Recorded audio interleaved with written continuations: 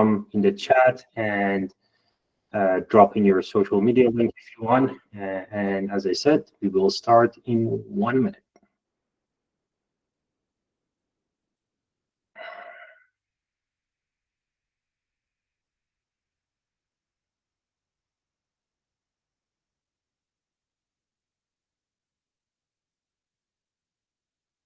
All right, the recording has started, so I'm just gonna get going, and hopefully people will, arrive slowly as we go.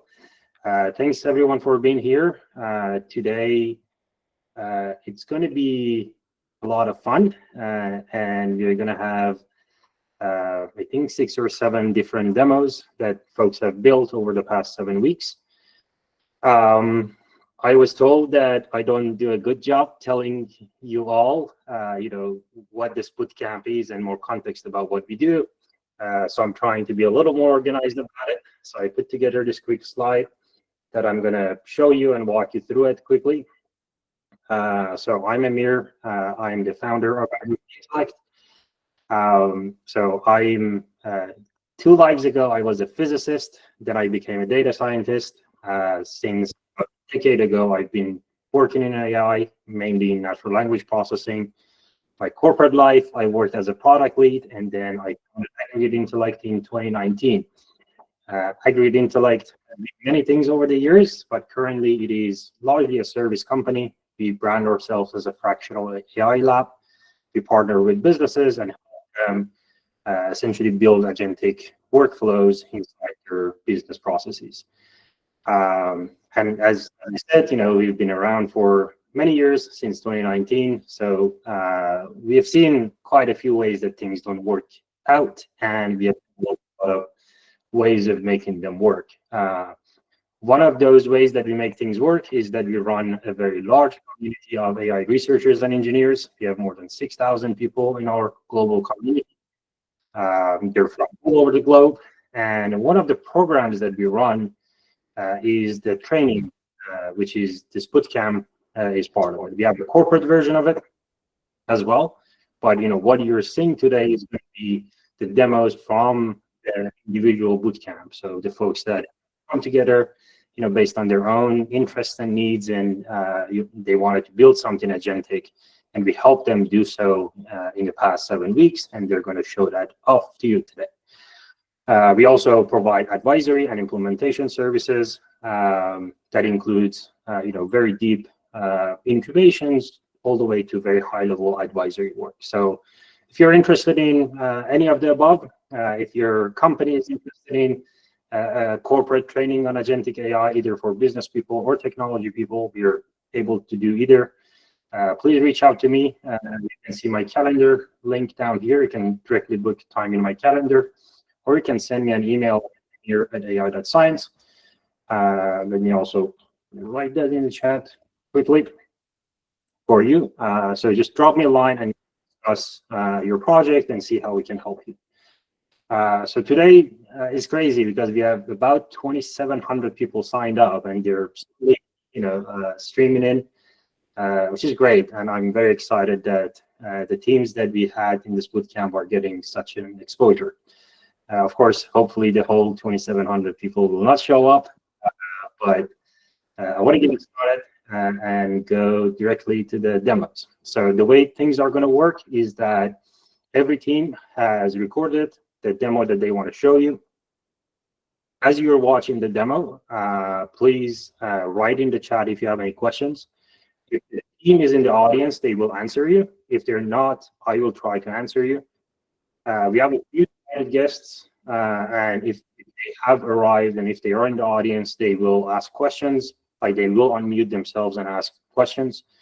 But if not one of our invited guests, I will ask you please to just keep your questions in the chat.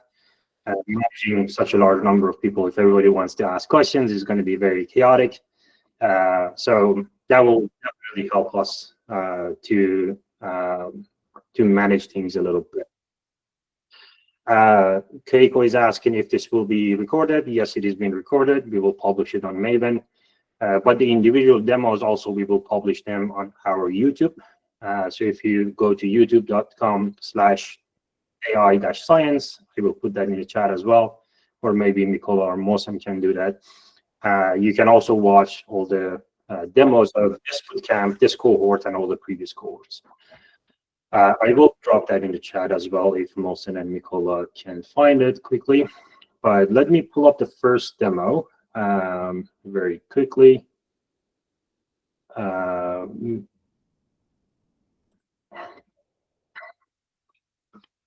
All right, the first demo we're going to look at is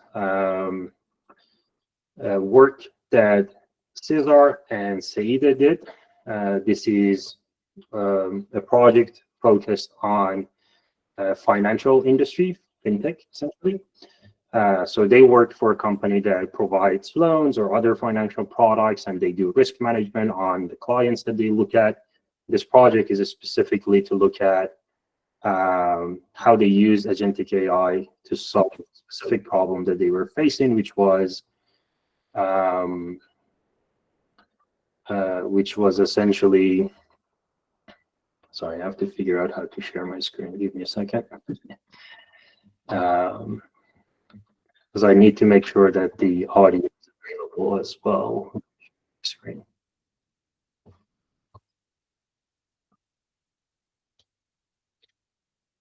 Okay.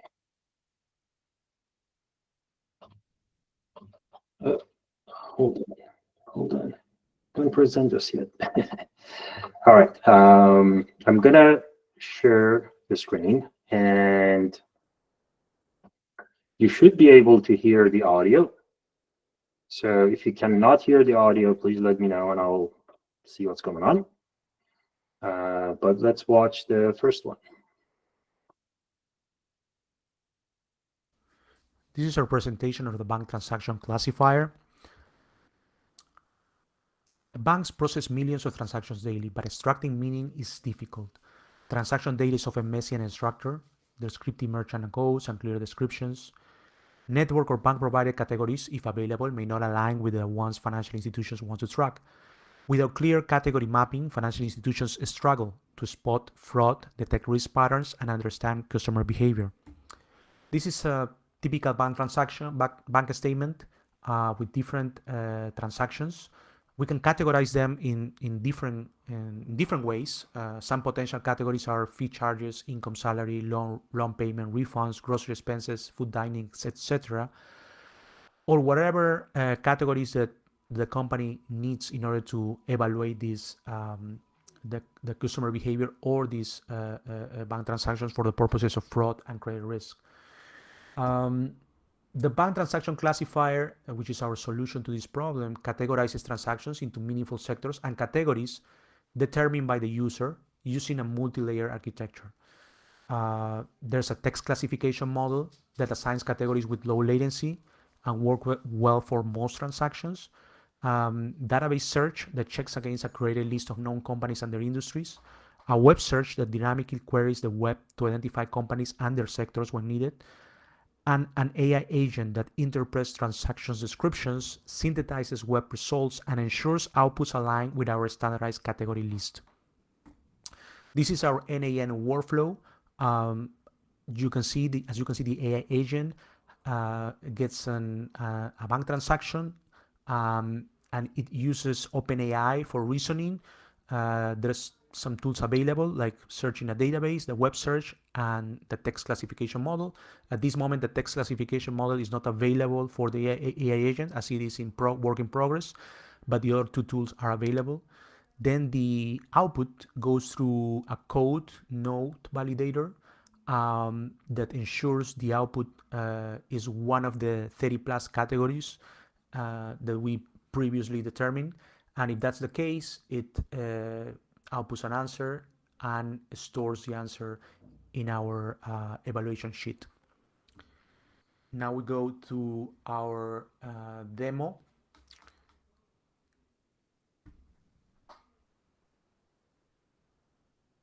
Here are a list of 30 transactions. We're going to take one of them to evaluate using our NAN workflow. This is the NAN workflow. We're gonna open the chat here. We're gonna send this transaction called Que Ricos Tacos del Valle TX car purchase debit. So we can see that the transaction is triggers a database search. Then the agent couldn't find anything in a database for that company, so it launched a web search.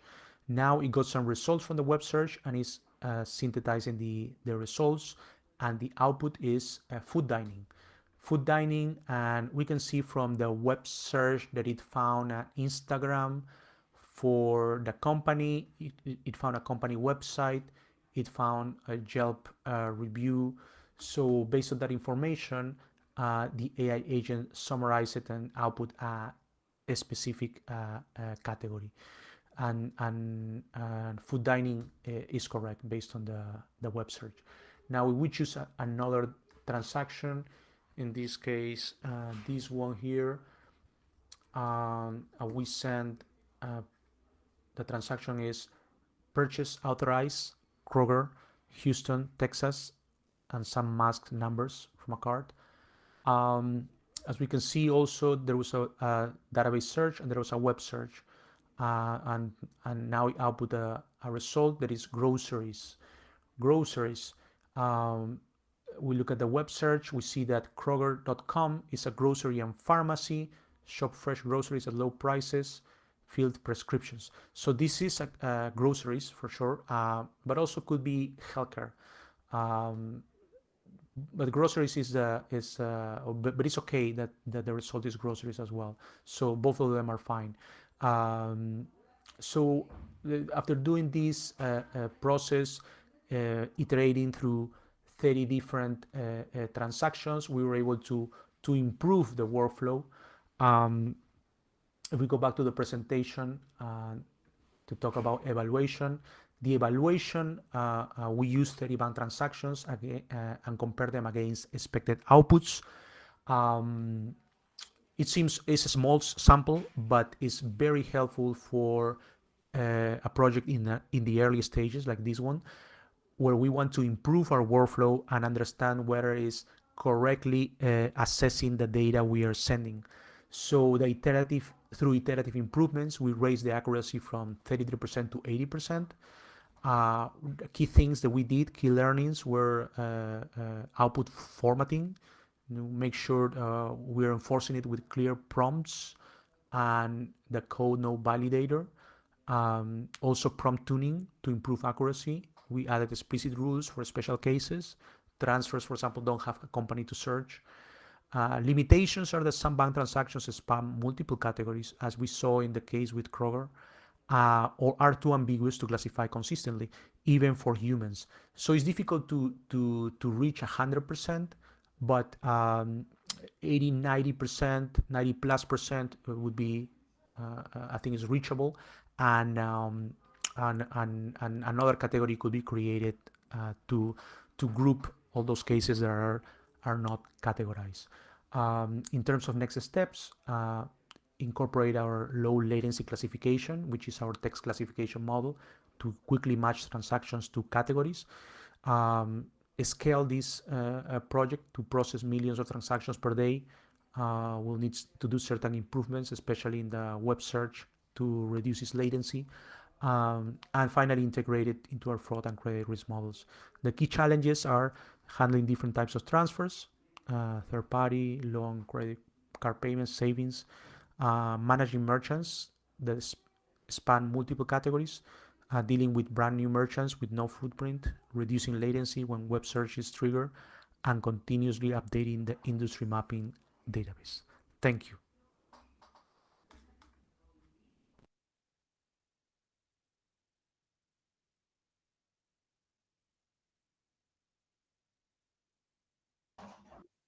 Excellent. Sorry, my laptop is just struggling to unmute me. Thank you so much, Cesar, for the presentation. If you have any questions, please drop them in the chat. And the questions about the bootcamp, Mikola and Mohsen can take care of them. But Cesar, I know you're on the call, so if you don't mind opening your camera, I have a question to ask for you. and then we'll see if any of the invited guests want to ask you any questions. You're here, right? Yes, Samir. Hi, how are you? Great. Thanks for joining. Great project. So Raul in the chat is asking, what kind of scenarios did you see where the AI agent was not able to classify correctly? Well, in our initial iterations, because we have through trial and error, and by looking at the mistakes it made, the initial problems came from transfers, because our idea of a transaction involve a typical transaction where you purchase something and there's a company name in the transaction. So the agent could classify it if it knew the industry of the company. If it's healthcare, if it's groceries, if it's whatever industry it is. But with transfers, there is no company name in those. It's just transfer from one account to another. Payroll it also has the same structure as deposit on your account. So in those kind of transactions, the prompt need to be improved in order to include those cases and how to handle those cases. You know, in cases where the agent doesn't need to search for a company because there's no company, the agent can't make the decision of selecting the correct or the most appropriate category directly by looking at the transaction. If the word transfer is there, it's most likely it's a transfer. If there's a payroll role there, it's most likely it's a payroll or deposit. So we gave the prompt some clues of how it should handle certain cases, and then we'll let it extrapolate those clues into any case that could find, right? So yeah, those were the early cases that didn't work as well. That makes sense. Sorry, I noticed that Saida is also on the call. Sorry, I didn't call you out, Saida. Feel free to also participate in answering questions. There are quite a few questions in the chat, actually, that it would be great if you, Cesar and Saida, can answer them. But the question that Jack asked, I think, is a pretty good one. So can you also, connect the dots between, you talked about risk management of financial products, and then you talked about transaction classification. Like, how are these related? Like, can you say a few more words about what the use case is here? Well, sure. Well, basically, when you try to understand your consumer, that could be applying for a loan, for example, traditionally banks look at the income line, the payroll, to see there's consistency in the income. But apart from that, there is other transaction categories that could be helpful to understand the consumer. For example, how many loans you have. If you have a lot of loan payments, it means that you already have a certain degree of leverage. And increasing that leverage could increase your risk of paying a new loan, right? So that would be the most obvious one. So if you identify correctly and label correctly, like the category loan repayment or credit card repayments or mortgage repayments, and aggregate them, that would be very helpful for your credit risk analysis. For fraud detection as well, in our company, in the company we work for, we have identified certain transactions that are higher risk, and identifying those categories is important. Every company will make their own assessment of what increases their fraud risk and credit risk, and will determine what categories should be tracked. So the link is basically once you have, let's say, 30 categories that explain that it is a snapshot of your customer transactions, and you compare those transactions against good customers, bad customers, high risk customers, high fraud customers, and see if there's differences. So that would be the link. That's not part of this project, but that makes sense. And one of the things that I really liked about your project was that, like as Shankar also pointed out in the chat, was that like essentially there's a multi-layer process that is happening here. You have a set of rules that catch some of these, then you have a classical machine learning classification using BERT that catches some of these. Then if they're still not classified, then they go to the agentic process, and then probably if they're not still classified by that, they would go to a human process. So it's a very good use case of how agents sit inside an existing business workflow that makes a lot of sense. So for sake of time, I want to be able to move on to the next demo, but very quickly, Rob, Felipe, or any of the invited guests, does any of you have any questions? You can just unmute yourself and talk quickly.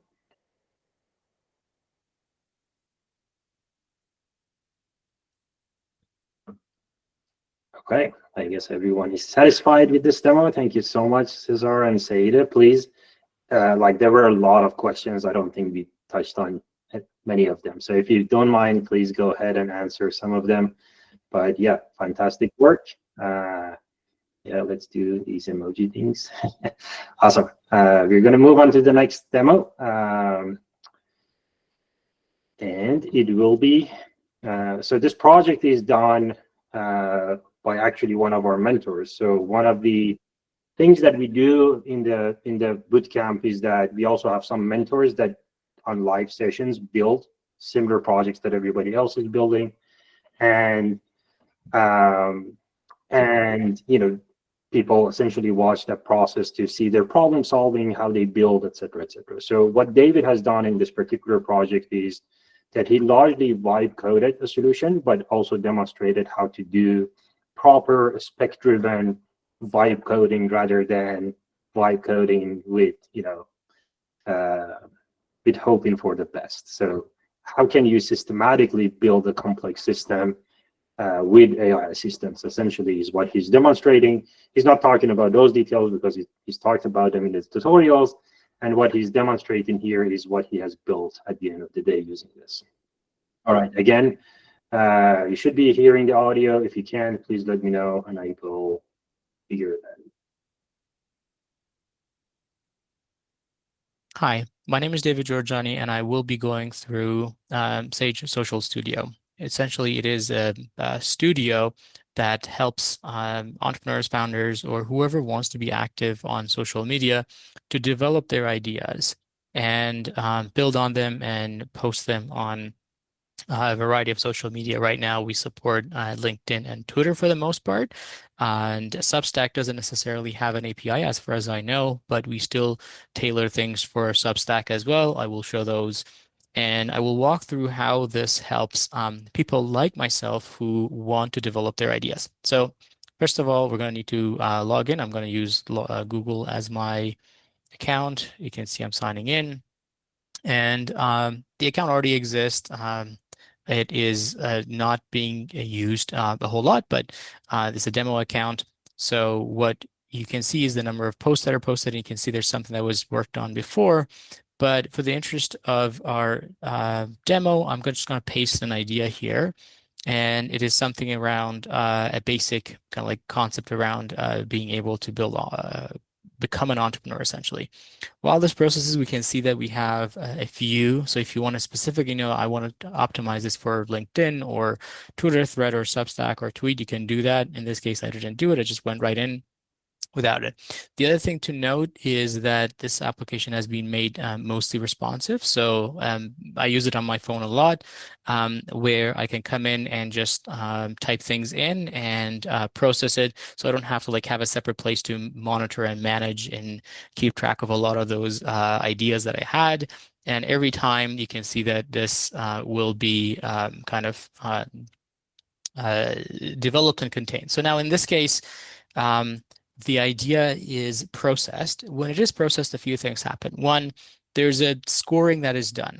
I called it polished, 76% polished. And it comes from two evaluators that I decided on based on essentially, one of them is mostly like LinkedIn, if you want to post on LinkedIn, because that would be my main platform. and if I want to use other aspects and what could be improved. So these are evaluations that are looked at and kind of like can give the user a sense of what could be improvements for this. And the original content is shown here, and I've asked it to enhance the version automatically as well. So we have done 2 evaluations of this based on criteria that I found, what works for LinkedIn, others, and 1 enhancement. If I don't like the enhancement, I can go back to the older version and look through this. But the most important part is essentially the suggested follow-ups. In this case, I'm talking about the J curve, essentially kind of like a hockey stick, but the founder itself, not for the startup. This is actually important when I'm talking about finances and being able to kind of like be in the world of unknowns. And the question makes it a whole lot clearer, which is what financial metrics would someone evaluate before taking entrepreneurial plunge? This would be important. I'm going to keep it simple for the interest of the demo. I'll just probably save maybe something like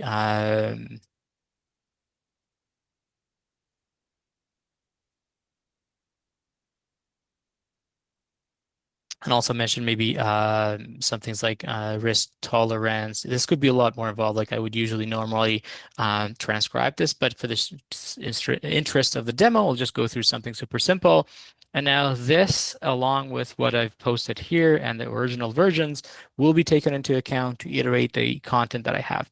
It's not fully kind of like AI in a way that, you know what, I just type in a bunch of words and AI creates them. I don't like that because that's not me, that's something else.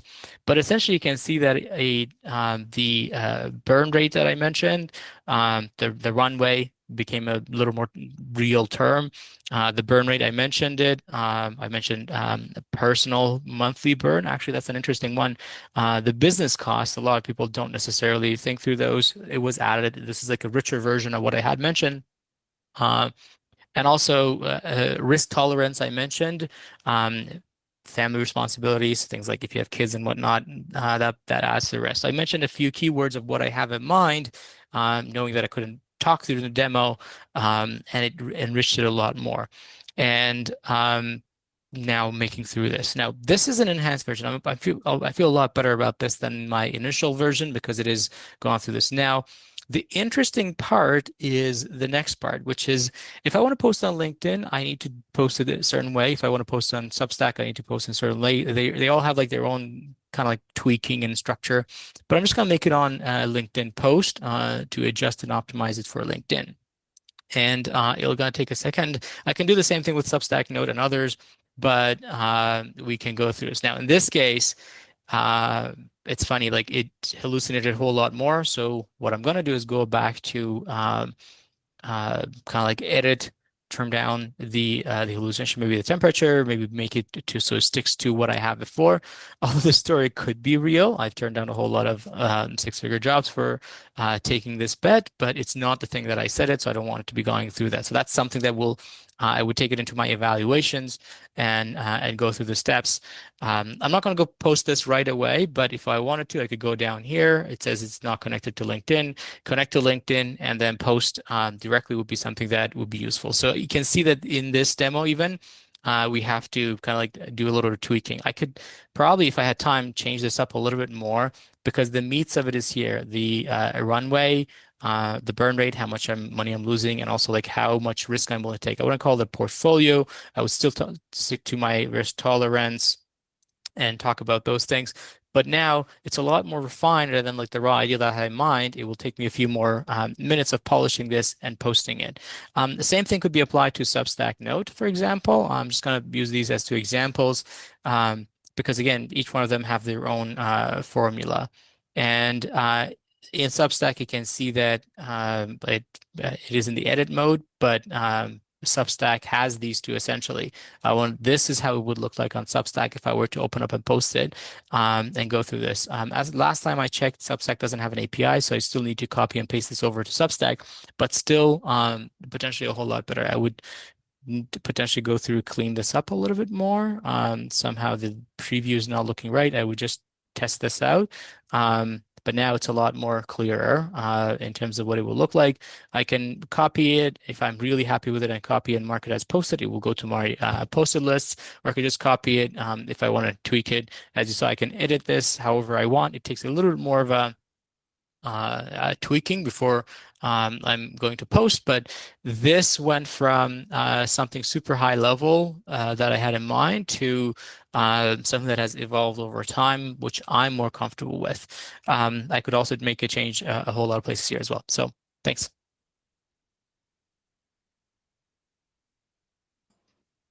All right. Thank you so much, David, for doing this. Unfortunately, David was not able to join us today for handling your questions. Some of the things that I wrote in the chat, I'm just going to quickly recap them. So David was one of our mentors, actually. He's a very experienced software engineer. And what he was trying to demonstrate during his tutorials, during the bootcamp, and then the demo that he showed at the end was essentially the result of that. What he was trying to demonstrate was how can you set up and configure all of the AI assistants to essentially work more effectively and without going into rabbit holes or writing crazy code. How can you configure them to set up an application? As some folks in the chat pointed out, the quality definitely needs more work, and what David has built here is effectively about probably 10-hour effective on developing it. One of the things that we emphasize quite a bit in the bootcamp is the fact that you have to develop an evaluation set to clarify what kind of quality you're looking for. And a lot of work that folks do is around essentially evaluating and figuring out the problems that the system have and improving the quality of the performance of their agent. So definitely a good call out in the chat about the quality, and it is a work in progress and at the earliest stages of the build, and hopefully we'll get better if David continues working on it. Great. So again, since David is not here to answer questions, we're going to move on to the next project, which is the project done by another team in the bootcamp. Jack is here in the audience. I'm gonna quickly share my screen. If you have questions, as per usual, please drop your questions in the chat and Jack will answer them, or we will handle them at the end.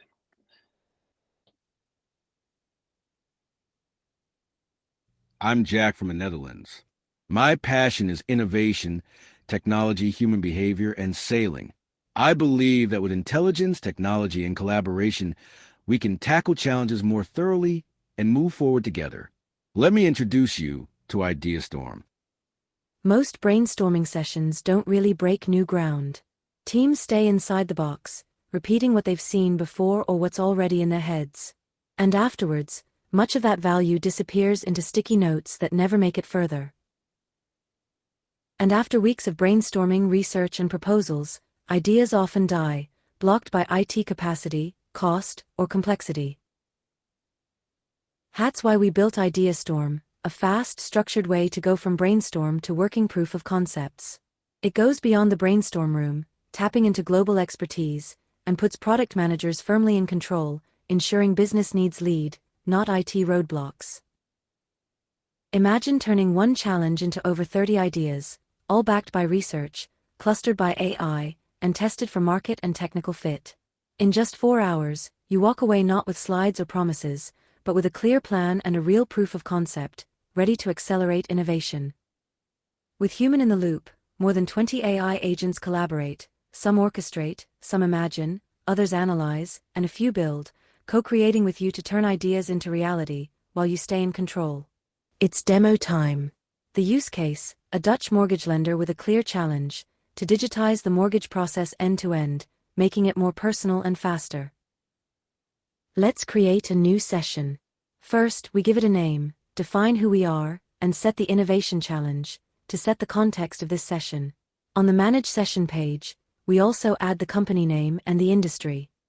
And the top bar, the Copilot guides us, suggesting we add market intelligence to enrich this case. Tailored prompts for this use case are ready to go, for the LLM of your choice, covering market research, competitor insights, and consumer behavior. The analysis results from the LLMs can be added here, or combined with your own research. They are extensive McKinsey-style reports enriched with the latest online insights and backed by a full list of sourcing. This research flows into every next step of the process. The Copilot now suggests activating your AI agents to research, analyze, and build. You can select from predefined ones, like Product Manager, Trend Watcher, or Consumer Agent, and also add your own session-specific agents, and tailor them to your business and innovation journey. I just added 5 agents like a mortgage underwriter and funding specialist, bringing the total to 12 we can now select from. Now all is set up, let's start generating ideas. With 12 agents involved, each selects one idea. For this round, we skip market research to keep the thinking open. We just got 12 ideas in 10 seconds, each with a short description, the rationale, and the target user. Let's save them and have a quick look. We have the basics, the rest, like pains and gains, problem statements and scores, will be added later. Meanwhile, the humans in the room can already start commenting on these ideas or building on them. Let's run 3 more rounds of idea generation, with market research on, and a setting that feeds in existing ideas so new ones won't overlap. Now we have 48 ideas. Users can also add as many ideas themselves. Combined with the agents, this gives us a rich pool of options to work with. Let's start clustering the ideas to get an overview. The AI agent organizes them into 3 themes: innovation focus, functional stage, and pain or gain themes. Every idea is grouped across all 3. Ideas in the same cluster can be manually selected for comparison, while an AI agent runs a similarity check, here showing high similarity. Another agent can merge them, or run an automatic scan across all ideas, removing duplicates and overlaps. The clusters can be viewed in different overviews, like a cluster distribution, or a heat map showing where themes intersect in hotspots that can be explored and analyzed. This helps spot patterns and focus on where the biggest impact lies. Now let's run a pains and gains analysis for every idea, based on the value proposition canvas.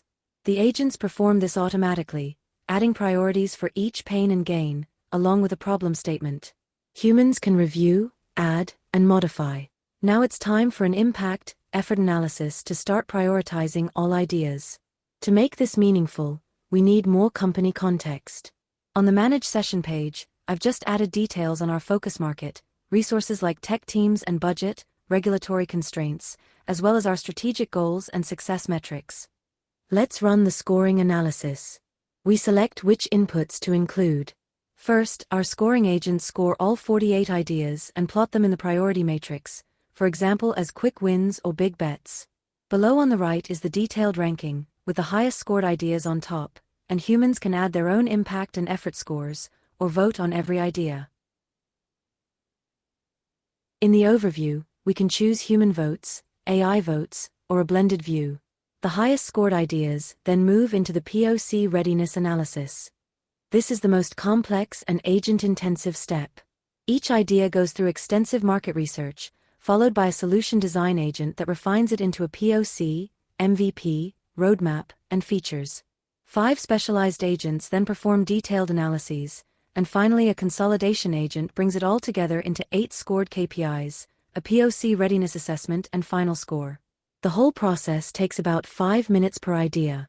Let's take a quick look at the detailed results, the solution design, including scope, core features, and market differentiation.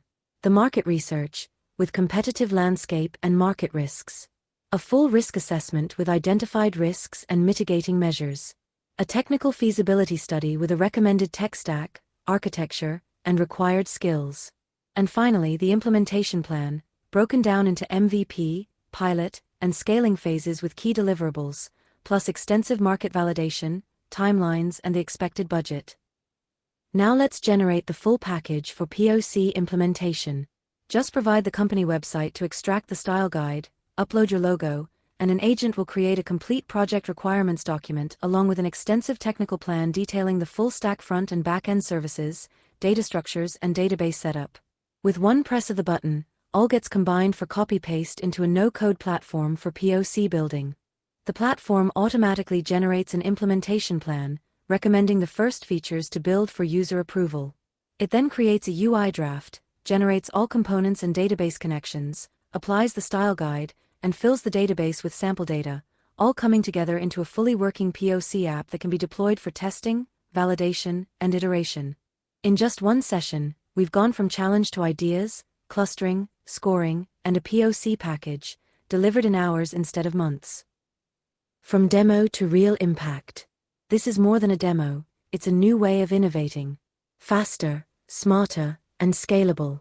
With humans and AI co-creating, every POC validation makes the platform stronger, turning challenges into validated solutions ready for the real world. Join us in shaping the future of innovation. We're looking for validation, pilot partners, and feedback from POC users to improve the agents and the platform. Our goal is simple: empower product managers and business leaders to take control of innovation.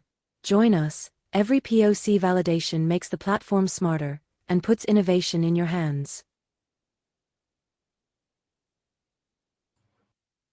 Beautiful.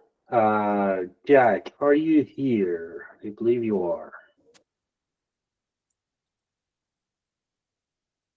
Yes, I am.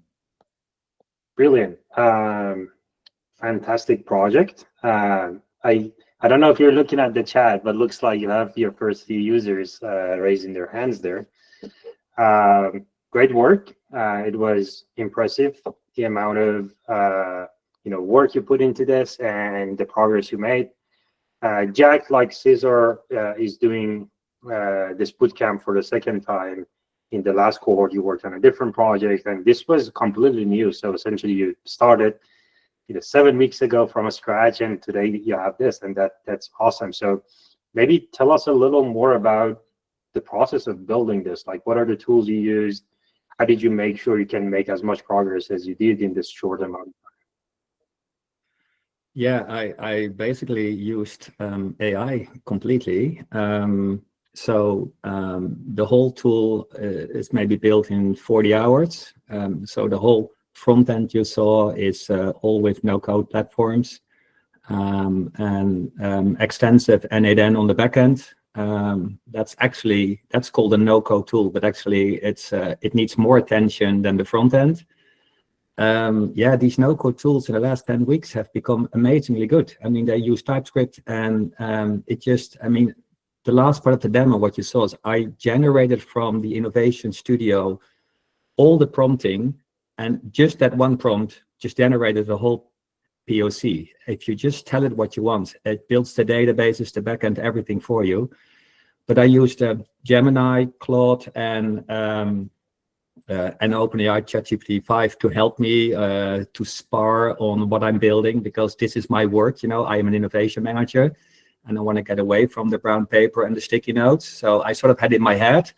But while you're working on it, it becomes more and more better, and you're sparring with these agents and you're building with the agents. So it feels to me like I'm sitting at my desk and I have like 10 people, like a whole team around me, but it's just these agents doing it for me. And so yes, the result is based on agents, but building it was also built on agents. And that's how I did it, actually. Total time, maybe 80 hours, this whole project, from back end, front end, and the thinking, because this is next to my normal work. That's phenomenal. And I think where I see people, maybe waste is not the right word, but spend a lot of time is chasing project ideas that are not very clear. But I remember, the first week when we did the onboarding one-on-one, you had a very clear vision, like you knew exactly what you needed to build, and you had some ideas around how you can go about it. But the fact that it is part of your day-to-day workflow, and you were mapping that into the agentic workflow, I think helped quite a bit in staying focused and achieving the great amount of progress that you have. Yeah, and I think my biggest challenge was, maybe I have in total 21 agents running this tool. Building those agents goes quickly, but make them work together and interact, that was sort of where I had spent half of my hours on. Yeah. building the front end and everything else. That is really not a cookie cutter yet, but we are getting close before the end of the year. So this is great for product managers. You can really, if you know how to do this, you don't need the IT to build your POCs, like real working apps to show what you had in mind, basically. 100%. And I remember you and Mikola also spent quite a bit of time thinking through the orchestration. Yeah. And that's not trivial, and I'm glad that you figured out how to set that up for your POC. I want to see if Rob, Felipe, or Hossein, any of the invited guests, have any questions for Jack before we move on. And by the way, Jack, please put your contact in the chat, because there are quite a few people who are asking to reach out to you to talk about your project. Yeah, I'll put my email and LinkedIn account. Beautiful. I see a hand raised. Yeah, Felipe, maybe you can go first, and then Rob. Hey, Jack. I don't really have a question. I just want to say that it was very cool. Thank you. Thank you. Rob? I was going to say it wasn't cool, just to be contrarian, but no, it's really great. Question, when you're using these tools, especially if you're using all these technologies, you're continuing iterating on it, relying on the AI generated code and doing all that other stuff, it kind of changes its mind and stuff like that. Did you find that you were fighting the frameworks or whatever to get it to generate the things that you wanted to generate? And were you iterating in it? And are you scared of iterating on it because it'll be uncertain what the outcome is going to be? I do a lot of iteration. It's to me, it's like the 95. It's not the 80-20 rule anymore. It's 95-5%. So 95% of the result is done in 5% of the effort. It's the last 5%, and if you want to get it right, that takes you other 95% of the time. I did a project, a cohort before 12 weeks ago. Just in those 12 weeks, the tools have been improved almost double. So the quality is getting better by the week. And I'm getting better at talking to these tools. Yeah, I don't have to fight with it anymore. Sometimes the smaller things, like make this a scrollable thing, it can suddenly spend half an hour, where it built like the whole functionality, the basics, in 2-3 minutes. So it's not in balance. But no, I'm not fighting it, and I'm iterating a lot because I don't know upfront exactly what I want. I have my vision. But as you see it happening, you're iterating all the time, what you normally do with the IP people, but there's a lot of time and weeks involved. Here you iterate in a minute-by-minute session. It really goes. And one other quick question, if you don't mind. If you publish this to the world and actually have real users using this, and then you iterate on it, are you worried about nuking the input that they've created and losing that information depending on what the AI chooses to do with the iteration, if you understand my question? No, I don't understand. Yeah, so like, are you publishing this for your actual users to actually use? I'm thinking on two things, because I could make this part of a business to do these sessions together with this platform, or make it more like a SaaS proposition and have others to use it. I think I need to do 5 or 10 myself to get it to the level that it really works, and then I think I'm going to see if there's interest for licensing it out to whole product managers teams or innovation teams, say you can just use it for your own benefit. Because where I'm going with this is, when you iterate on these things, if you publish the tool out for any users, internal, external, whatever, do they mess up the data structure or something like that? Are you nervous about what will happen in the background to the real users' data once you've published it out to real users? Oh, no, I'm not concerned about it. The thing with these tools, they build backend, there is the agentic part, there's a front end, all the typical technology stack layers. And I'm not a developer, but I sort of talk too much to those people to know it is all in there. So there is APIs in the middle, so I can separate that. But yeah, I mean, it's something to look into, but I'm totally not nervous. And I used to work a lot for banks. There, people were very nervous about these things. For this, no, I'm not. Awesome. Thank you very much. Awesome. Thank you so much, Rob, for your question. Yeah, that's definitely an interesting question that Rob is asking. And in a lot of cases, in our engagements, we recommend to use the tool for internal operations for a while before exposing it to external customers. And I think That's what Jack is thinking as well. Ashwina, I noticed that you're raising your hand, but please, if you don't mind, put your question in the chat and we'll grab it there. And Jack, thank you so much for presenting. That was great work. If you don't mind, drop your contacts in the chat. A lot of people are asking about it. And if you don't mind, also scroll a bit, and there are a bunch of questions that you can probably answer. Yeah, I will do that. Thank you. Beautiful. All right, moving on to the next presentation.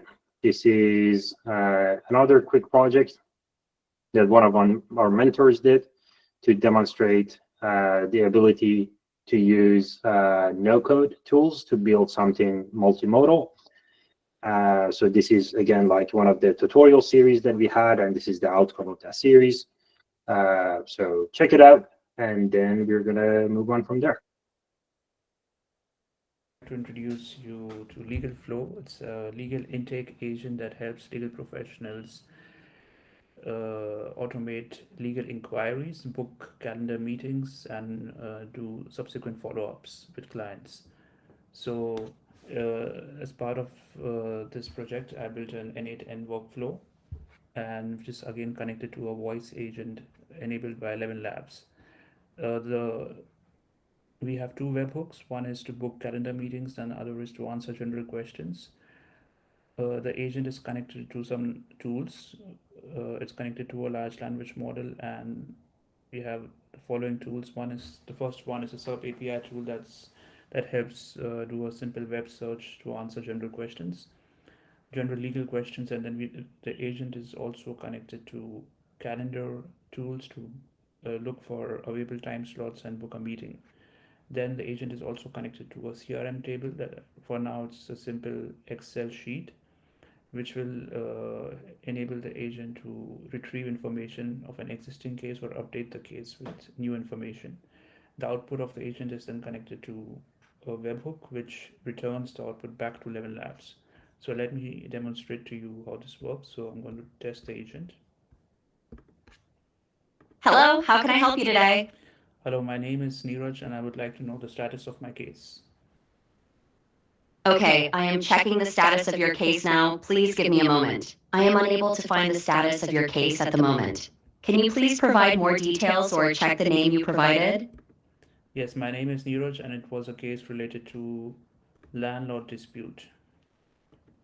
I am looking into the details of your landlord dispute case now. Hello, Neeraj. I see you have an open case regarding a tenant-landlord dispute. The case title is Landlord Refuses to Return Deposit. And the description states that the landlord refuses to return deposit 2 months after move out. The current status of this case is open. Thank you. I have another query for my friend. My friend's name is Paul, and he has an issue with his landlord. His landlord is also refusing him to pay back the deposit. So is it possible to book a meeting with a legal professional to seek some professional advice? Yes, I can help you with that. What date and time would Paul be available for a meeting? Also, could you provide Paul's email address? Yes, the email address is nrj127@gmail.com, and he's available on September 2nd at 10 a.m. Okay, I am booking a meeting with a legal professional for Paul. Please allow a moment.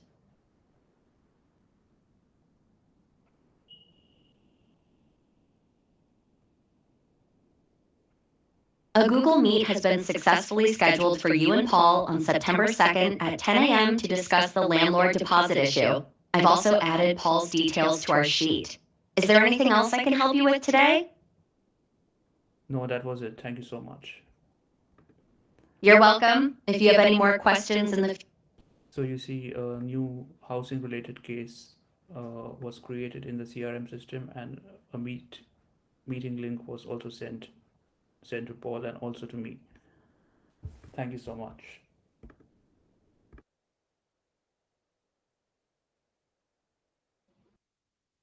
Excellent. Thank you so much. Neeraj, I think you're in the audience. Is that Yes. right? Yes. Okay, great. Sorry, one quick thing. Ashwini pointed out that the demo day code that we have provided doesn't work. I noticed that there is a typo in it. There should be no space, so it is just demo day one word. So please try that again if you tried and didn't work. Yeah, great project. So maybe say a few words about what was the thought process around setting this up as a voice agent instead of just like a conversational interface? Yeah, the motivation was since I'm an expat, I wanted to do this in German, but for this demo, I made it in English. I usually struggle. There's always some legal disputes in Germany, or I faced a lot of issues, and I always had trouble connecting with a lawyer and giving me good legal advice.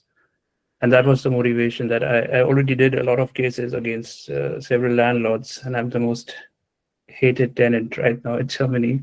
So I wanted to build something. Then I spoke to some lawyers, and they said that we get a lot of legal inquiries, and sometimes the legal professional is not very friendly, and then they tend to move to another lawyer. So I wanted to help them retain those clients by building an agent that shows some empathy with these clients.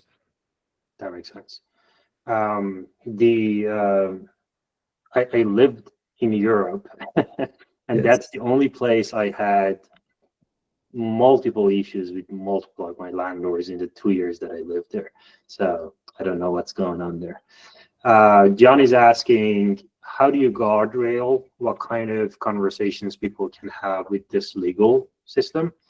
And I think I want to expand that question a little. And I know, this was just a tutorial demo that you built, and we didn't really have time to get into this kind of detail, but that's a good question. Like if you were to continue this and you wanted to release it to end users, how would you guardrail to make sure that, first of all, people don't talk about random things, but also you probably cannot set this up to give legal advice, and people might ask for legal advice. So how do you think about guardrailing and making sure that it stays in the lanes? Yeah, for now, in the system prompt of 11 Labs, I have ensured that only employment-related and landlord-related disputes are routed to N8N. Anything else, it will say that we don't support this legal inquiry. Yeah. How is that set up? Like, is that part of a prompt, or is it a different type of guardrail in place? No, for now, it's part of the prompt. Right. But there are also libraries and tools that you can use for guardrailing, roughly to make sure that it works well. Okay. Does any of the invited guests, Rob, Felipe, Hussein, have questions for Niraj before we move on?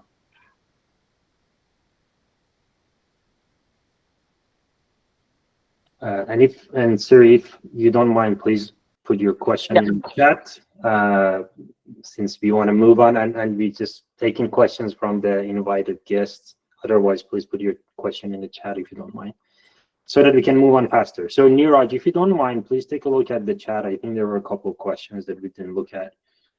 And we will move on from here. Okay. We are going to take a 5-minute break. There is a few more presentations left. So please make sure you stick around and come back. And we are going to go through, let me see. Yeah, we have 3 more demos to go through. So please, if you need a bio break, please do that. Otherwise, stand up, stretch your legs, do a few squats if you can, and come back in 5 minutes, and we will continue from there. Thanks, everyone.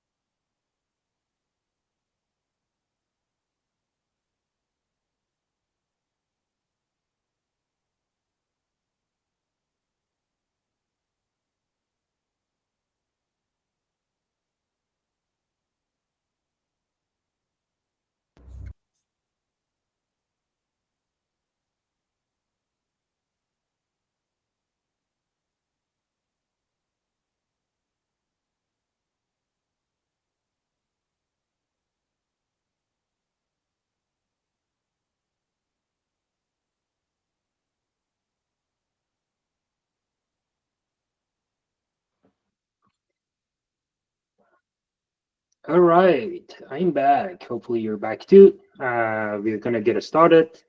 We have 3 demos, as I said, left. One is a very cool full stack app, similar to what Jaco has done, that in a very short amount of time put together a very complex product in the MVP stage, of course. So that's in CGA. We have another very interesting workflow in N8N that enables vetting tools for creatives. And finally, we will have a presentation, which is a company use case where they wanted to build an always-on HR assistant that answers people's questions about company rules and policies. All right. Before getting into those, I know a lot of people joined us in the middle. So I want to quickly say where you are, why you're here, why we're here, etc. So I'm the founder of Aggregate Intellect. We are a fractional AI lab. We essentially help individuals and companies wrap their heads around agentic AI and how they can use it. So we provide training services, advisory and implementation services. As you can see on the screen, the training services has a corporate version where we can help companies essentially train their business or technology staff around using agentic AI tools or building agentic applications. And in advisory and development, also, we do that at a custom level at a much larger scale. So if you're interested in hiring our services for advisory or implementation, or you're interested in joining our bootcamp as an individual, we are putting a discount code in the chat. My colleague Mikola has been posting that, and he will do that again, I'm guessing. And if you're interested in corporate version of this, again, like reach out. My email address is down here, amir@ai.science. There's also a direct link to my calendar that you can use to book me. I will put both of these in the chat as I start the next presentation, and you all can enjoy that. Sorry, which one did I say I want to do first? Okay, this one. If you have any questions about the bootcamp or our services, please, write in the chat or reach out and we can talk about it. All right, next presentation in CGA. Hopefully I'm pronouncing that right, Angela. All right, ready to go. My screen is sharing. Excellent. Did you know that for B2B software as a service businesses, the free trial to paid conversion rates plummets after 7 days? That is, the golden window for sales is week 1.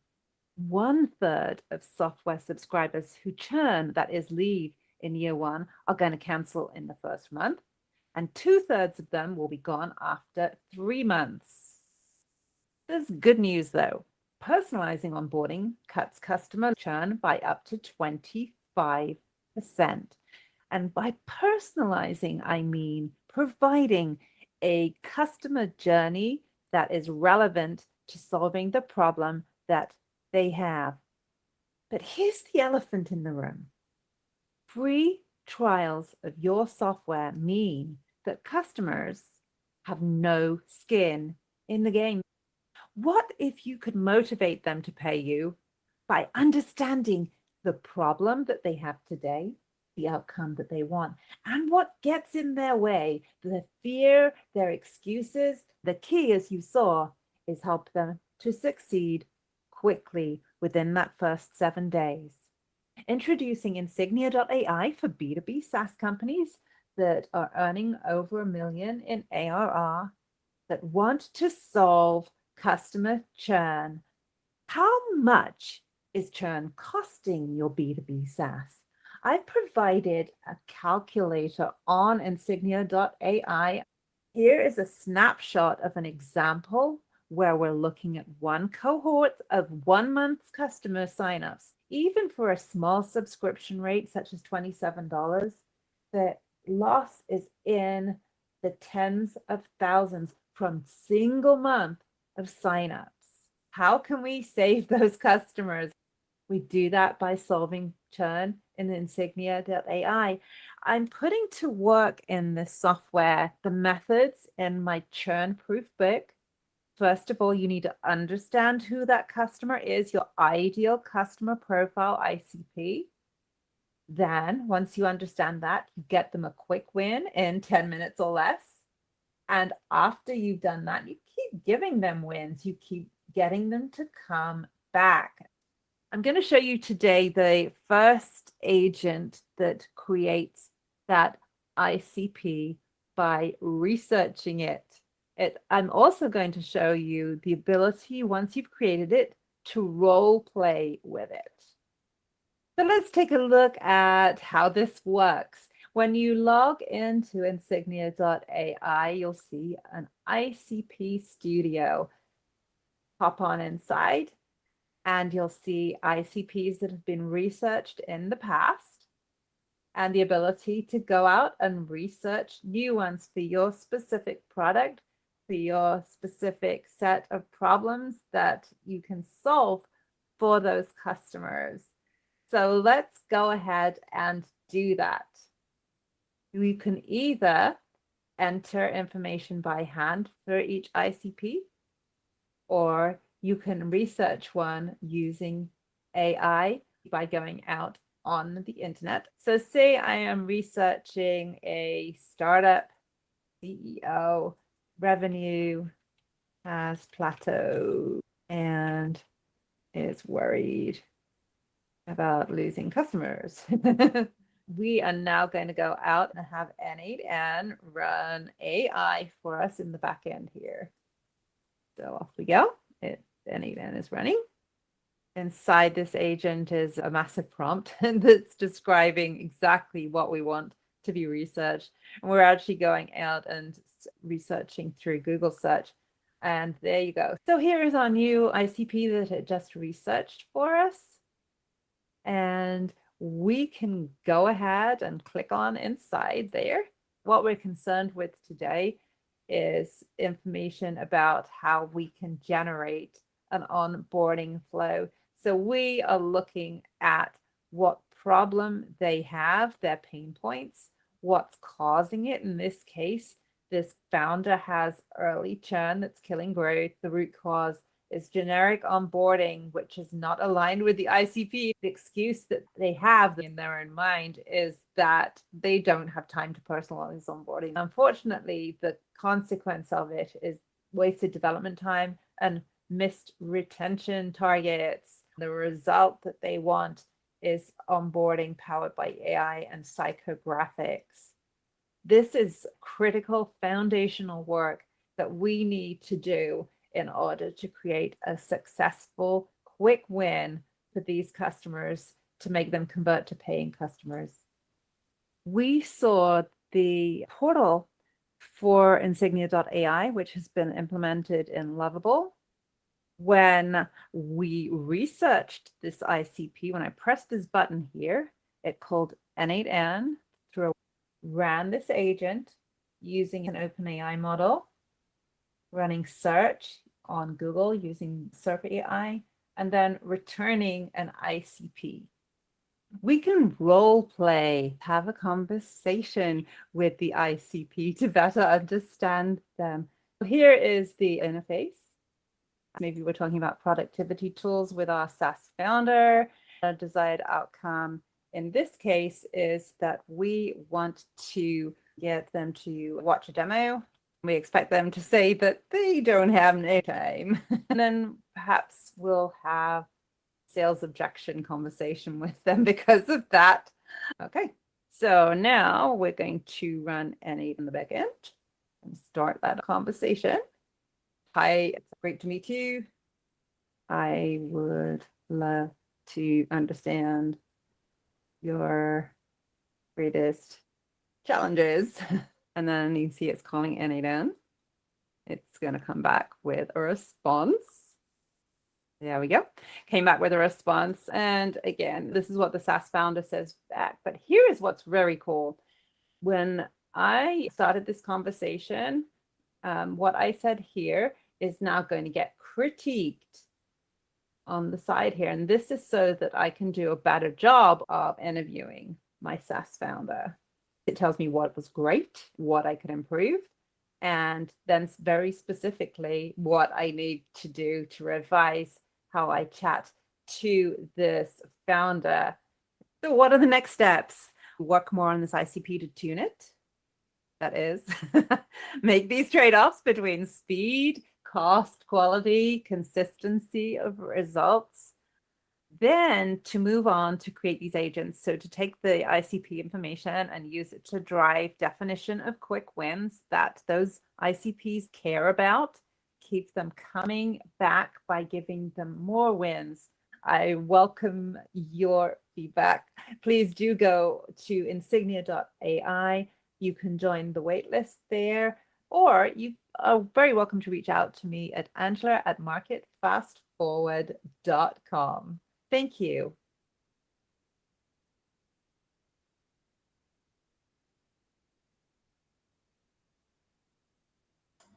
I said so many insightful things, but I was muted.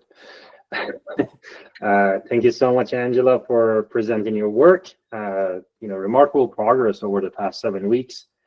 I think you had the beginning of the front end when you started, but mostly built the back end for the past few weeks. I think Angela was a little humble as well. She's a best-selling author with a book related to this topic.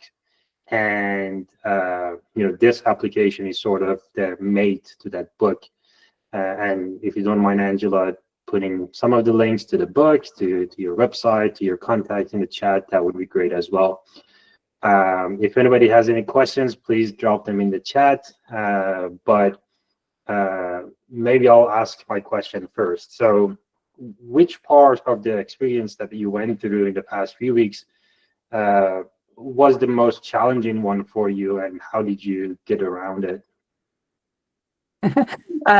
So I come to this. I know a lot of you are product managers, right?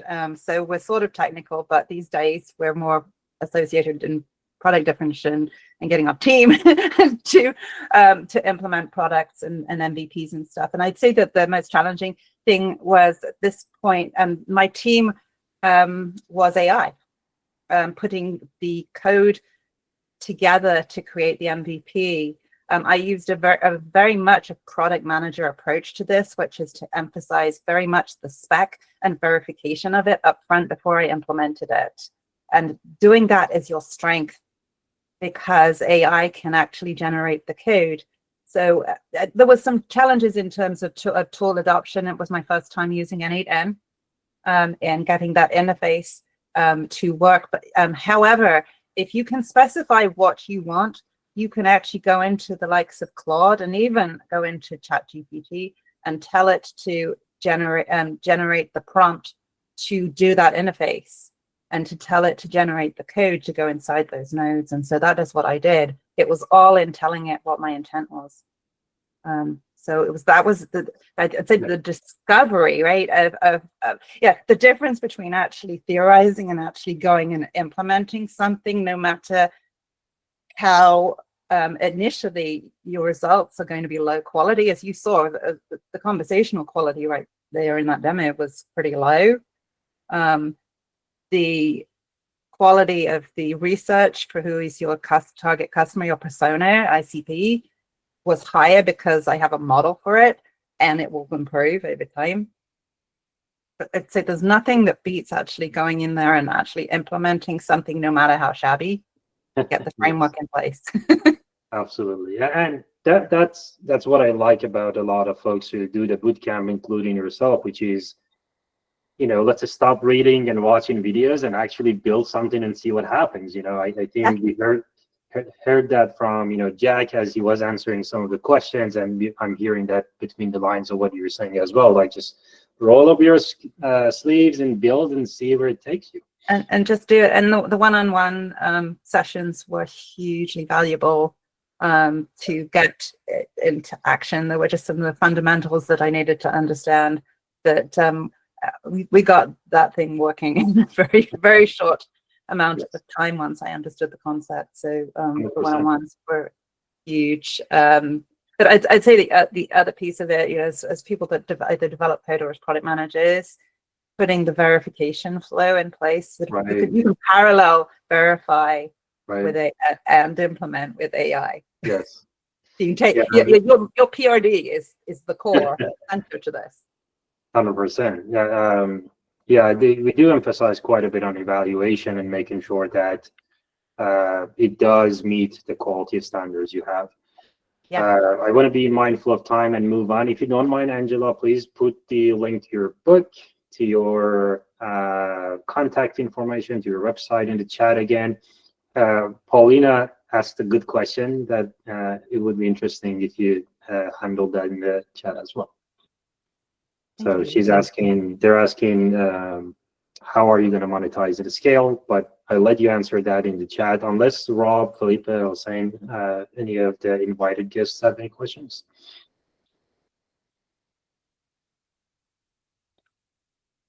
Okay, looks like everybody's happy with what they saw. So I'll let you continue the conversation in the chat as I open the next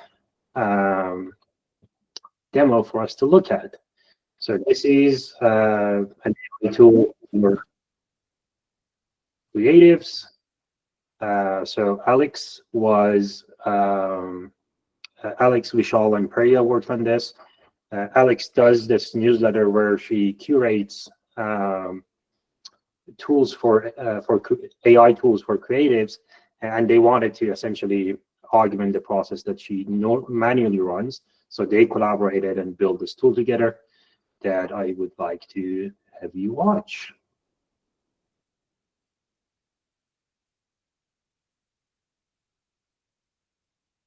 We are Team AI4C.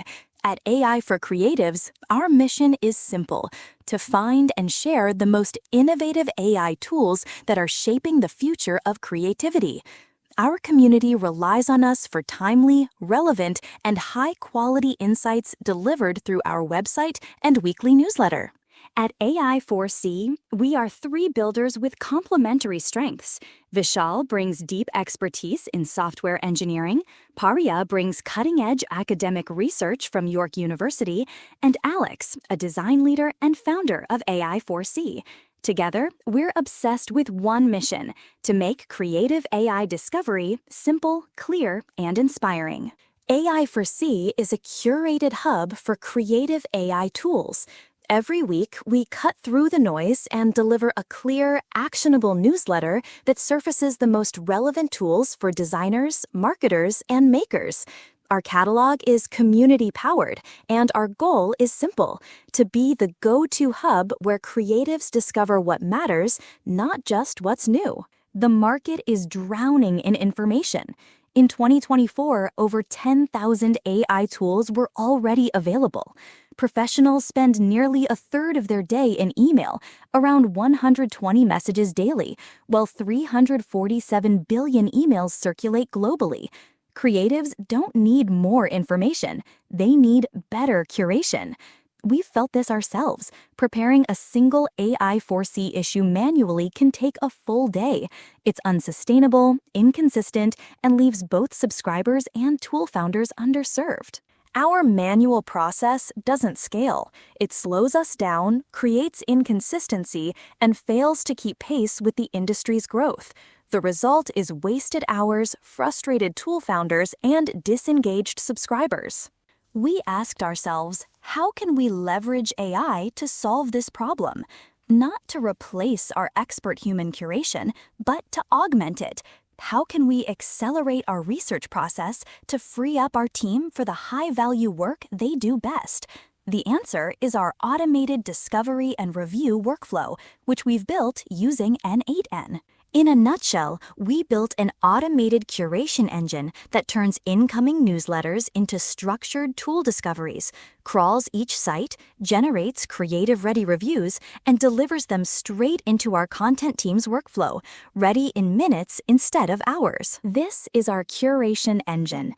It's an automated agent designed to act as a research assistant for our content team. Let's walk through how it works, step by step. The workflow begins with a trigger. We've configured a Gmail node to listen for incoming newsletters from specific, trusted sources. When a new newsletter arrives, it's automatically fetched, kicking off the entire process. The first step is to extract and clean the email's HTML, preparing the raw text for analysis. This cleaned text is then passed to our first large language model, what we call the Discovery LLM. Its sole job is to read the content and identify every new AI tool mentioned, along with its corresponding website URL. It returns this information as structured data, giving us a clean list of potential tools to investigate, like Midjourney, 11 Labs, etc. The workflow then enters a loop, processing each discovered tool one by one. For each tool, it uses a web crawler to visit the provided URL and retrieve the website's content. This gives us the raw material needed for our analysis, directly from the source. After another cleaning step, the website data is sent to our second, more specialized LLM, the Analysis LLM. We've prompted this model to act as a tech reviewer for a creative audience. It analyzes the website content and generates a concise, well-structured first draft review. Finally, the tool's name, URL, and this AI-generated row are written as a new row in a designated Google Sheet. Now, let's see this in action with a real example. Imagine this newsletter lands in our inbox, mentioning a new tool called FunBlocks. Our Gmail trigger fires instantly. The workflow extracts the text and sends it to the Discovery LLM. The model correctly identifies FunBlocks and its URL, isolating it from the rest of the newsletter content. The workflow now begins the loop. The crawler node activates, navigates to funblocks.net, and pulls the site's entire content. The Analysis LLM then analyzes the site's features, value propositions, and marketing copy and formulates a structured review. And here is the final output. In real time, the tool name, the URL, and a comprehensive AI-generated review tailored for our creative audience appear in our Google Sheet. This isn't just data entry. It's a fully drafted, structured starting point for our content team, created in minutes. What once took hours of manual work per tool is ready instantaneously. Before AI4C, curating tools and drafting each issue could take days. Producing a single newsletter often meant spending a full workday just on content prep. With our curation engine, that same process now averages 3 to 4 hours. Beyond speed, we've unlocked consistency and built a scalable foundation, one that can keep pace with the explosive growth of the AI industry while delivering value to both subscribers and tool founders.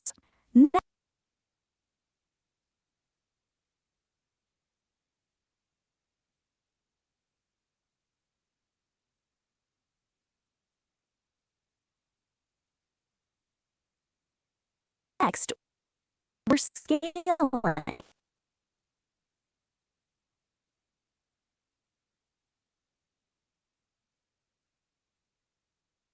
We're adding tool duplication, category tagging, and syncing directly with our Webflow site. We'll expand into multilingual newsletters and invest in smarter error handling. The goal is to take AI4C from a proof of concept to the definitive global hub for creative AI tools. Why now? Because the AI4C is positioned to be the trusted curator, bridging tool founders, creatives, and the broader ecosystem. Our DNA is design, research, and engineering. We know the space, we live the pain, and we're building the solution.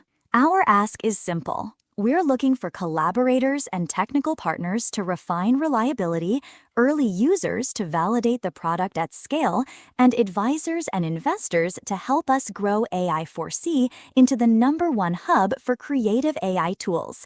If you want to back the team defining the future of creative AI discovery, we'd love to connect. Thank you for your time. We're excited about what comes next. And now we'd love to hear your questions. All right. I apologize because I think my laptop was struggling a bit, so it might have lost audio for a second, but hopefully not for too long. Alex, Vishal, and Peria, you are in the room, correct? Yes, we are. Yep. Hello. Hello. All right. If anybody has questions for the team, please put them in the chat. But I'll ask the same question. So you came in with a specific problem statement in mind, like there's something that you do and help artists. I know you're a designer, Alex, yourself. And you came together as a team, which is something that we encourage, but we don't force. So maybe talk about that a little, like what happened there, like how did you find the common ground for what project to work on? What were some of the challenges that you had to overcome? Yeah, just walk us through what happened in the past 7 weeks.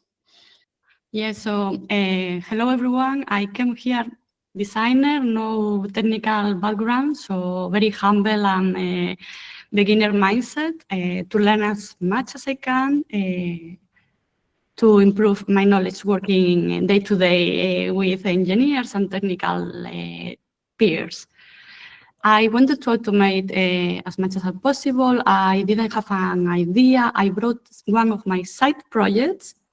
Vishal and Paria wanted also to partner, so we decided to work together. I love the collaboration because we complement each other really well. Vishal brought such an incredible expertise, like different energies, different ways of collaborating, and I think that was what brought the good things and cross-pollinate the knowledge, what I knew or what I could bring on my expertise as a designer to the rest of the team. Please, Vishal, share your thoughts here. Yeah, so working in a team for the cohort it has its positives, I must say. So I find this like I think Amir can also vouch for the different mix of people that he gets throughout in the cohorts, right? And I found that working with the team helps keep you honest. It keeps you on track, as well as I saw a couple of chats with people asking like, hey, do we need to have an idea always, right?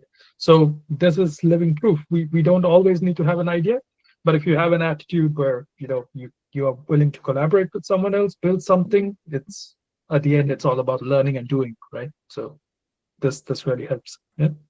Beautiful. Yeah, I mean, I like the answer I think Mohsen provided, that you don't really need a lot of prerequisites. And I usually answer that question by saying, what you need is a lot of thirst for building. Just show up, say what you want to build, and we are here to help you do that.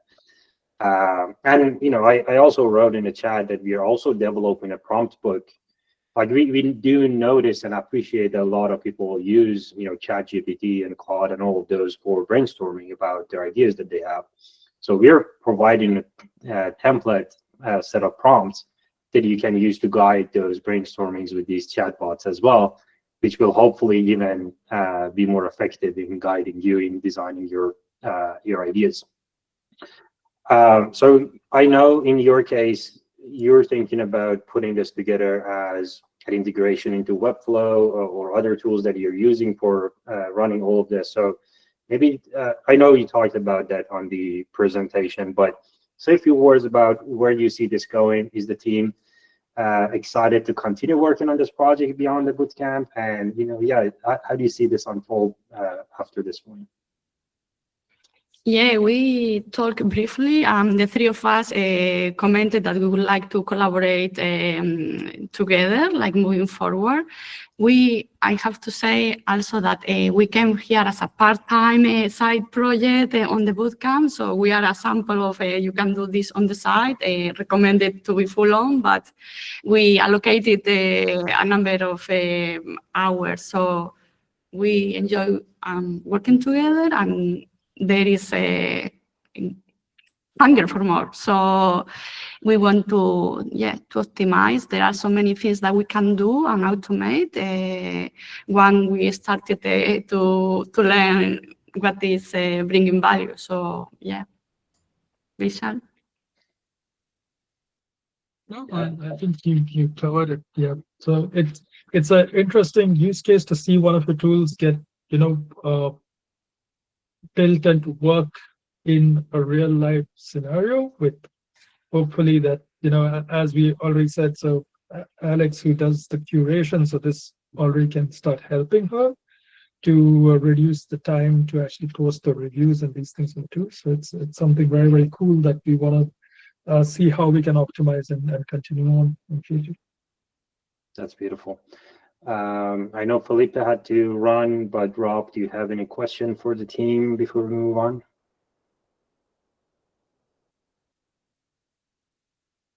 All right. If not, yeah. All right. Thank you. I know Rachel is asking about the link. I will put it in the chat shortly. It is on YouTube already. One of the things that I say I really liked about your project is that, and yesterday when we were deciding what should the title of the presentation be, you guys were dropping the word creative in it, and I was like, for me, that's the whole point. Like, you're doing something to help creatives, and that's a very interesting angle. And I'm glad that you're working on this, and I hope you keep going. Excellent. So last presentation, last but not least, is I believe this is a company project on HR side of things. And hopefully my laptop will cooperate with me. It's a little struggling. Apparently it doesn't like watching so many videos back to back. It's my productivity hack. This is down when I watch too many videos. Sorry, it actually froze right now. Do you guys still hear me?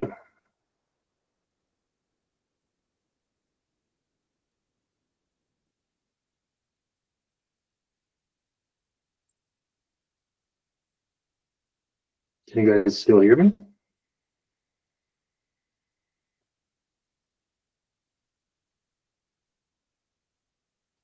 Yeah, we can hear you well. Really? And we can see you well too. Okay. Okay. Oh, people were responding in the chat. I wasn't looking at the chat, sorry. Here you go. Finally, it is catching up. Here you go. All right. I think Brilliant and Marcelo might be in the chat. I'm not sure if they are, but I did see Lee was here too. Anyway, we're going to go ahead and present it. If they're here, hopefully they can answer your questions. Otherwise, we'll just take a look at it and move on. We have built what we call Area, which is an AI agent for our company. The one that we shows you right now is the testing phase of how Aria works. So in healthcare, HR teams are overwhelmed. Our customers are overwhelmed. Every day they receive hundreds of questions from new hires or existing employees. For example, about the reimbursement policies, maternity leave, or paid time off. They spend hours answering the same questions every day because they onboard new hires almost every day, while also managing bottlenecks from their onboarding that on process for the new hires as well. So this slows down HR, frustrates employees, and prevent organization from focusing on the more on the onboarding itself. So the solutions that hopefully why we built the AI, this support AI, is that it integrates directly into our workflow from the automation platform, where customers already manage onboarding, offboarding, and the employee policies. The AI agent is connected to the all company resources, all the documents like maternity leave, PTO, all the onboarding data, and get instantly answered employee questions. So hopefully it reduces HR workflow, provides recommendations to improve process, and create a smoother and more engaging experience for employees.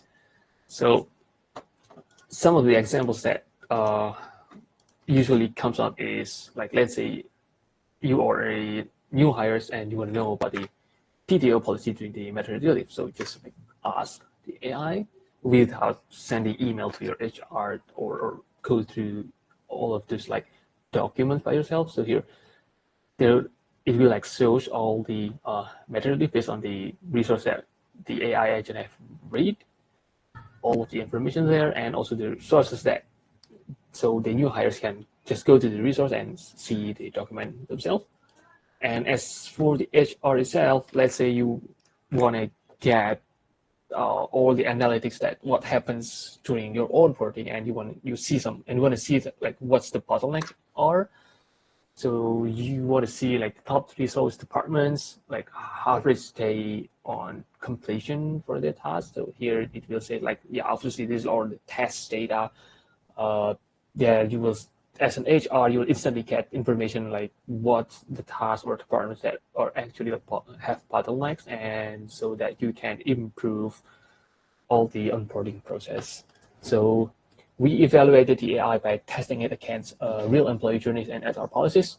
So results shows that routine questions can be answered in seconds with over like 90% accuracy, freeing HR team to focus on the higher value work, which is like improving the onboarding process itself. The challenges that we observe is how to enhancing the agent to not just answers, but also take actions like submitting the PDL request, create onboarding task, flagging bottleneck and stuff. A major challenge is ensuring the agent can effectively read across the many resources types and the unstructured data, while staying compliant, accurate, and scalable for the healthcare organizations. That's it.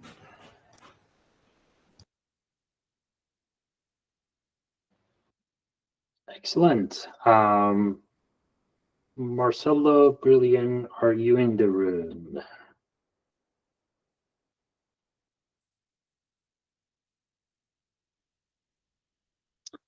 I don't think they are. I know they were, but most probably they had to leave for a board meeting or something. Karthik is asking a good question. How do you ensure you're not leaking sensitive data? And that question has several layers of answer. The first one is you could use tools that scrape privately identifiable information, personally identifiable information, PII or PHI if that exists in the data. So they can remove it before you send any strings, any text strings in to LLMs. So if you're using a third-party LLM like OpenAI, Gemini, etc., that is hosted somewhere else, you could make sure that the sensitive data is removed before it is sent or replaced by placeholders like name 1, name 2, etc., if that's important. Like private AI is one of the tools that can do something like that. The second thing is to use local models if that's the problem, like you don't want to even be concerned about data leaving your premises. You could definitely use local models. Can you trick AI to give you sensitive data? I mean, the answer is yes, of course. But as an end user of trained models, what you could do is not, share sensitive data with it to begin with. If it is, sent to it, even with, guardrails and fine tuning that is done, etc., everybody like skillful enough prompter can probably jailbreak them into giving data. Like I think that's one of the things that we talked about in the bootcamp, that as a design principle, you should separate your data layer from your LLM layer to make sure this kind of problem doesn't happen. If it is already in the training data of the LLM, you could definitely get it to spit it out. All right, on that note, that's the end of our demos. Thank you so much, everyone, for being with us today. Hopefully you saw some interesting things that you want to think about more or explore with people who presented the projects. Just to wrap it up very quickly, I'm just going to share this slide with you and say that, feel free to reach out to me if you're interested in the bootcamp, like the one that you just saw, where individuals participate. If you're interested in a corporate version of that, I'm more than happy to talk, or our advisor or development services. Again, my email is amir@ai.science. You can ask me any questions. You could book discovery calls with me using my calendar, and feel free to connect with me on LinkedIn. or connect with any of the folks that you saw their presentations today, so that you can talk with them more about their projects or anything else that you want to do. Oh, there's a question in the chat asking when is the next cohort. So we do cohorts every quarter currently. So if you can't make it to the one that is in October, we will most probably start another one in January. But make sure you join our Slack, connect with me on LinkedIn. You will probably see it in one of the above whenever it is announced. On that note, thank you everyone for joining. It was fun to watch all of the hard work that folks have done. I'm going to stop the recording, but I'm going to stick around for a few more minutes if anybody wants to unmute themselves and ask any questions you have about any of the projects or the bootcamp or anything else. I'll be here, so feel free to stick around and ask questions. Thanks everyone. If you have to leave, I will see you all later. We have events every Friday, so hopefully I'll see you next Friday. Thank you.